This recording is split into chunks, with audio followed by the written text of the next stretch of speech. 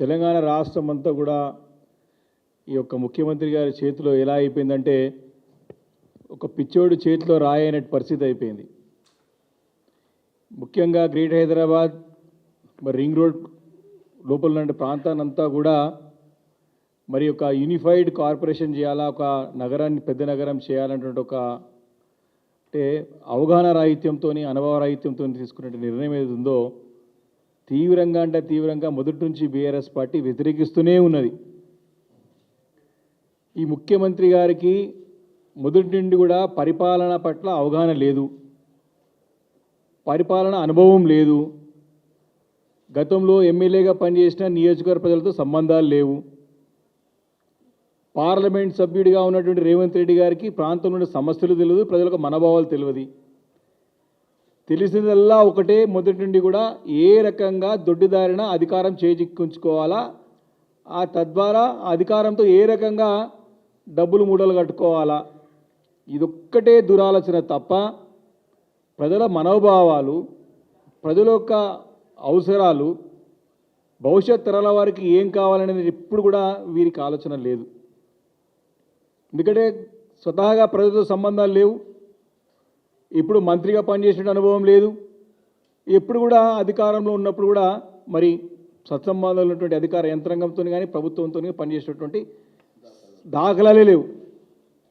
ఈరోజు అందుకే చెప్తా ఉన్నాం, ఈ రేవంత్ రెడ్డి గారి చేతిలో ఎట్లా అయిపోయిందంటే మేమందరి మా హైదరాబాద్ అంతా కూడా ఒక పిచ్చోని చేతిలో రాయలుగా అయిపోయినది.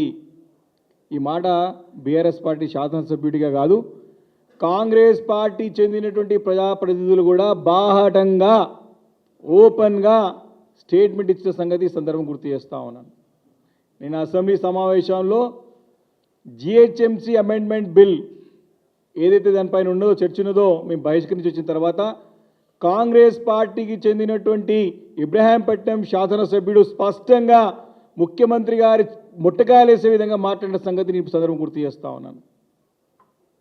ముఖ్యమంత్రి గారు రేవంత్ రెడ్డి గారు చెప్పేదేమో ప్రజాపాలన, కానీ చేసేది మొత్తం అంతా కూడా నియంతృత్వ ధోరణితోని రాజరిక పాలనని కనపరిచే విధంగా తన యొక్క ఆలోచన విధానం, తన యొక్క పరిపాలన స్పష్టంగా కనపడుతూ ఉన్నది. వారికి అనుభవమే లేదు, ఈ నగరం పైన అవగాహన కూడా లేదు వారికి. వారు ఏ రకంగా ఈ గత కొన్ని రోజుల నుంచి నెల రోజుల్లోనే ఇదంతా కూడా అయోమయం, ఆగమాగం, ఈ హైదరాబాద్ నగరాన్ని మొత్తం కూడా కుక్కలు చింపిన విస్తరాగులుగా తయారు చేస్తున్నాడు రేవంత్ రెడ్డి. ఇంత ఘోరమైన పరిస్థితి అంటే కూడా ప్రజలందరూ అయోమయంలో ఉన్నారు. ఏం చేస్తుండే పిచ్చోడు, మాకు ఎక్కడ కలపాలా, మేము ఎక్కడ పోవాలి? ఇప్పుడే హైదరాబాద్ నగరం 2007లో డాక్టర్ వైఎస్ రాజశేఖర రెడ్డి గారు ఉన్నప్పుడు గ్రేట్ హైదరాబాద్ అయిన తర్వాత దీని గాడిలో పెట్టడానికి దాదాపు 10 సంవత్సరాలు పట్టింది. 2017 వరకు కూడా సెట్ కాలే గ్రేట్ హైదరాబాద్ నగరం. మేము వచ్చిన తర్వాత కేసీఆర్ గారి నాయకత్వంలో అప్పుడు కేటీఆర్ గారు పురపాలక శాఖ మంత్రి తర్వాత సర్కిల్గా దీన్ని డివిజన్స్కి డివైడ్ చేసి అధికార యంత్రాంగం అప్రమత్తం చేసి తర్వాత గాడిలో పెట్టే సమయానికి ఈ యొక్క దరిద్రం వచ్చి మా హైదరాబాద్ నగరంలో పడ్డది. నెత్తి రాయిసుకొని ఎత్తి కొట్టుకుంటారు ప్రజలందరూ కూడా.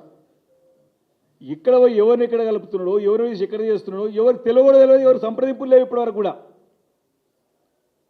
ప్రజాభిప్రాయం ముఖ్యమంత్రి గారు ఇప్పుడు పెద్దలు శ్రీనివాస్ యాదవ్ గారు బాగా చెప్పినారు, ఏదైనా మీ అభిప్రాయం తీసుకుంటా, మీ ప్రజాభిప్రాయం కావాలా, మీ అభిప్రాయం కావాలా, మిమ్మల్ని సౌత్ కొరియా తీసుకుపోతా, మిమ్మల్ని ఎక్కువనో తీసుకుపోతా అని చెప్తున్నాడు. ఎక్కడ వద్దు నాయన, ఇక్కడ మా మాట ఇంటి చాలు, నువ్వు ఏడో కొరియా తీసుకుపోయి మాకేం ఘనకారం చేసే అవసరం లేదు నాయన. రేవంత్ రెడ్డి గారు మా కొంపలు ముంచకు, మా హైదరాబాద్ ప్రజలందరూ కూడా ఏడుస్తున్నారు, నీకు బాధ ఉండొచ్చు ఏ ఎమ్మెల్యే గెలవలేదని చెప్పేసి, నీకు ఉండొచ్చు ఇక్కడ ముఖ్యమంత్రిగా హైదరాబాద్ నగర ప్రజలు గుర్తిస్తలేదని చెప్పేసి, కానీ నీ పాపం తీసుకొచ్చి మా పైన చుట్టకు, హైదరాబాద్ నగర ప్రజలు చుట్టకు, నువ్వు ఏదున్నా నీ సొంత పార్టీ నాయకులను అడుగు నాయన, మమ్మల్ని కాదు. తర్వాత సంగతి అసెంబ్లీలో మాట్లాడు, పోయి మా ఇంకో దరిద్రానికి పురపాలక శాఖ నీ దగ్గరనే పెట్టుకున్నావు, ఎవరికని ఇవ్వకపోతే.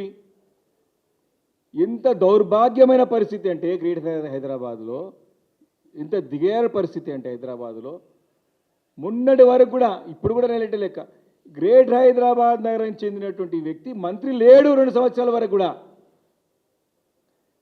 నువ్వే అంటున్నావు సగం జనాభా రింగ్ రోడ్లో పడినా హైదరాబాద్ నగరం అనుకుందని చెప్పేసి, ఒక్కడంటే ఒక మంత్రి ఉండాలి కదా. అజరుద్దీన్ కూడా ఎందుకు పెట్టారు మంత్రి? జూబ్లీ సెలక్షన్స్ అందరూ అవుతారు కాబట్టి నువ్వు మొన్న ఇచ్చినావు. మీ మేయర్ని డిప్యూటీ మేయర్ని పిలుచుకొని మాట్లాడాలి కదా రేవంత్ రెడ్డి గారు. మీరు మీ కౌన్సిల్ ఓపెన్గా మీ కార్పొరేటర్లు, మీ మేయరు, మీ డిప్యూటీ మేయరు, మీ ప్రజాప్రతినిధులు, మీ ఎంపీలు, మీ ఎమ్మెల్సీలు నెత్తి కొట్టుకుంటారు అడుగుతుంటే ఇతను ముంగడు అంటలేరు. మాతో నుంచి నెత్తి కొట్టుకుంటారు. ఏం చేయాలన్నా ఏం చేయాలి, ఊక జూలియస్ ప్యాలెస్లో కూర్చుంటున్నాడు, కలవడు పాడలేదు. 11 తర్వాత 11 లోపల లెక్కలు, 11 తర్వాత అని ఇక మీ ఢిల్లీకి మూటలు, పొద్దున లెక్కలు, మధ్యాహ్నం మూటలు పోసుడు, పొద్దునంతా 11 వరకు ఇన్కమింగ్, 11 తర్వాత ఈవినింగ్ వరకు అవుట్ గోయింగ్, సాయంత్రం ఎంత మిగిలిందో కౌంటింగ్. ఇది రేవంత్ రెడ్డి గారి పరిస్థితి ఈరోజు స్పష్టంగా కనపడుతున్నది. ఈరోజు చూసినట్టయితే నోటిఫికేషన్ 27 మున్సిపాలిటీలకు విలీనం చేస్తూ నోటిఫికేషన్ ఎప్పుడు ఇచ్చినాడు? 21 నవంబర్కి ఇచ్చినాడు.